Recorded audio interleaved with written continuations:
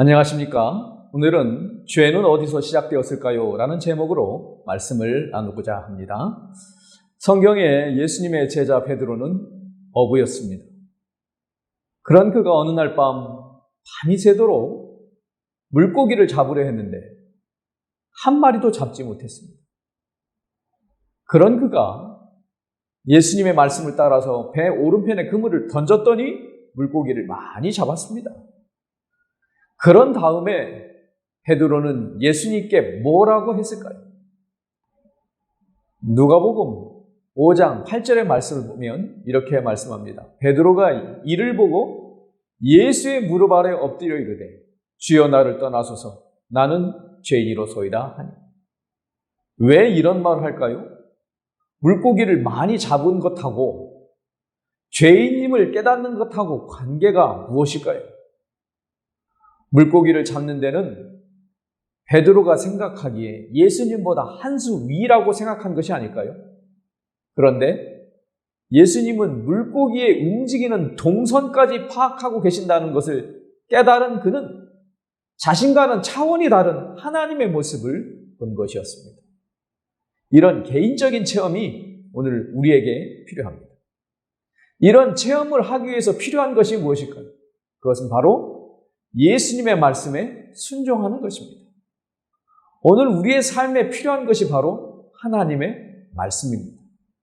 오늘 하나님의 말씀 안에서 살아가는 경험을 새롭게 하게 되시기를 바랍니다. 오늘 우리는 여기서 베드로가 말한 죄에 대하여 함께 생각해보는 시간을 갖고자 합니다. 여러분, 죄란 무엇일까요?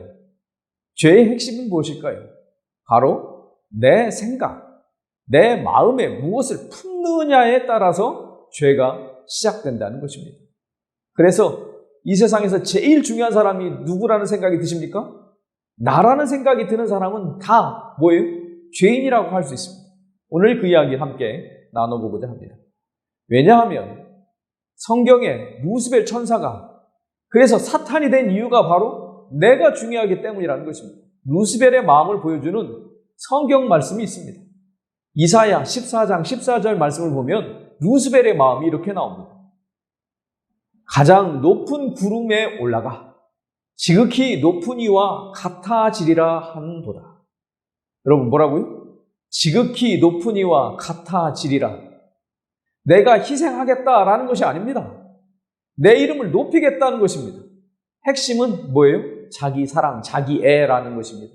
다시 말하면 자기밖에 모르는 것입니다.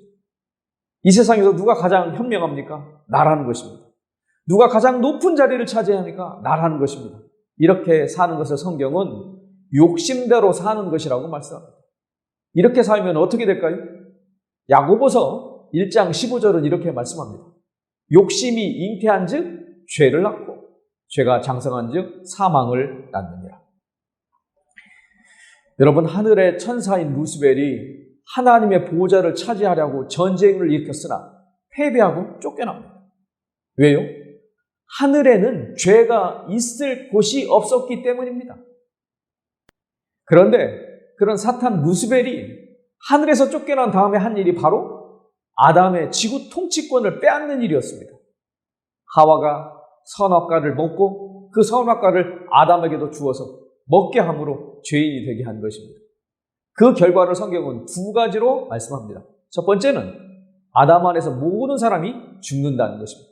중요한 단어는 아담 안에서입니다. 고린도전서 15장 22절 말씀을 보면 이렇게 말씀합니다. 아담 안에서 모든 사람이 죽은 것 같이 사람이 왜 죽어요? 그것이 바로 죄의 영향력이라는 것입니다. 사람은 죄의 영향력 때문에 죽습니다. 여러분, 선악과 하나 먹었다고 죽어야 맞아요? 왜 죽을까요?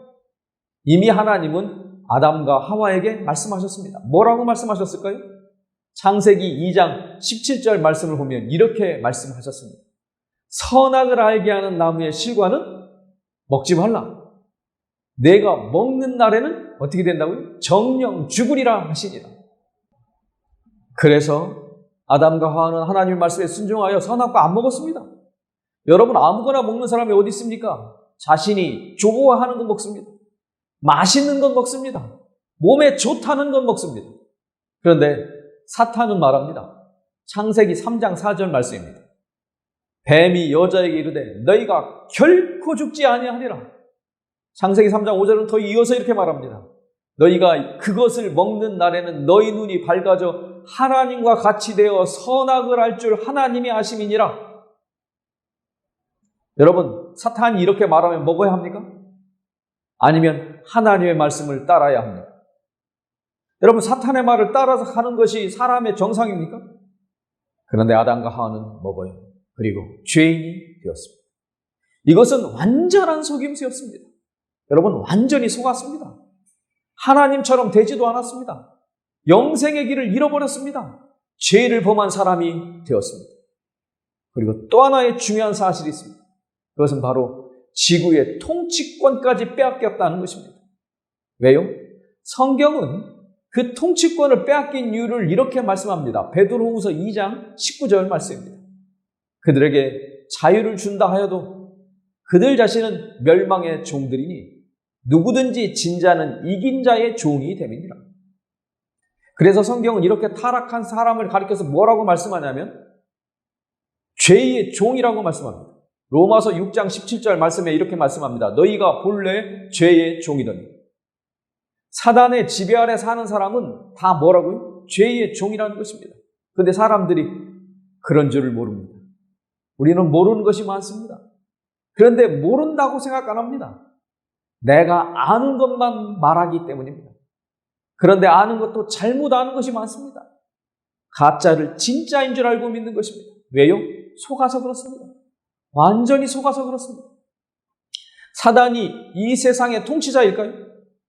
사단이 예수님을 시험하면서 이런 말을 합니다. 누가복음 4장 6절 말씀입니다. 이 모든 권위와 영광을 내가 내게 주리라.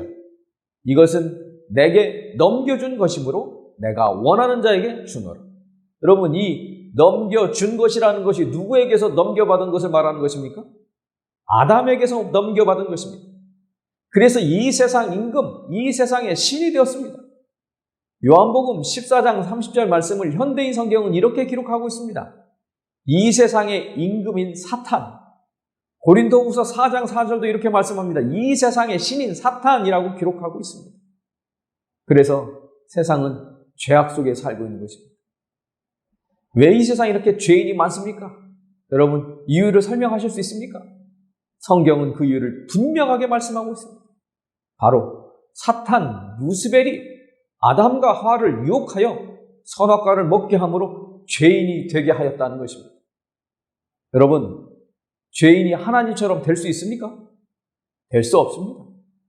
그래서 하나님처럼 될 수 없는 사람이 하는 선택이 무엇일까요? 그것은 바로 하나님 없이 살아보겠다고 선언하는 것입니다. 하나님으로부터의 독립선언을 하는 것입니다. 나 하나님 없이 살 수 있습니다. 나 내 마음대로 살 겁니다. 하고 싶은 거 다 하며 살 겁니다. 여러분, 그런데 그렇게 사는 것이 얼마나 사는 것입니까? 그리고 그렇게 사는 것이 어떻게 사는 것입니까? 자기 하고 싶은 대로 사는 것의 결과가 무엇일까요? 여러분, 그것이 중요합니다. 내가 열심히 하고 싶은 대로 살았는데 그 결과가 무엇인가 하는 것입니다.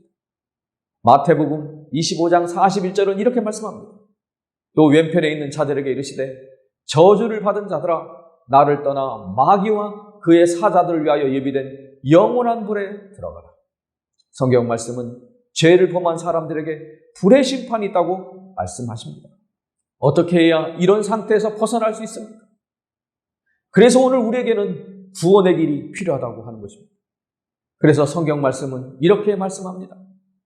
요한복음 5장 24절 말씀입니다. 내가 진실로 진실로 너희에게 이르노니 내 말을 듣고 또 나 보내신 이를 믿는 자는 영생을 얻었고 심판에 이르지 아니하나니 사망에서 생명으로 옮겼느니라. 우리의 죽을 운명을 완전히 바꿔놓으신 예수님을 바라보시게 되기를 바랍니다. 영원한 생명을 주신 예수님 안에서 살기로 결심하게 되시기를 바랍니다. 예수님은 아프터 서비스를 하시는 분입니다. 여러분, 물건만 팔면 끝이 아닙니다. 여러분, 대기업 제품을 사면 좋은 점이 제품도 좋지만 사후 관리를 해준다는 것입니다. 그래서 비싸도 대기업 제품을 사는 것입니다. 하나님은 구멍가게 사장님이 아니십니다. 하나님은 하청업체 사장님도 아니십니다. 하나님은 온 우주의 통치자이십니다. 하나님은 죽어가는 사람을 그냥 죽도록 버려두지 않으셨습니다. 하나님은 우리를 구원하셨습니다. 하나님은 구원의 계획을 성취시키셨습니다. 우리를 향한 하나님의 사랑 때문에 하나님은 오늘도 우리를 살리고 계시는 것입니다. 이 세상의 죽음의 문제를 해결하신 유일한 분이신 예수님을 의지하며 행복을 누리시기를 바라며 말씀을 마칩니다. 감사합니다.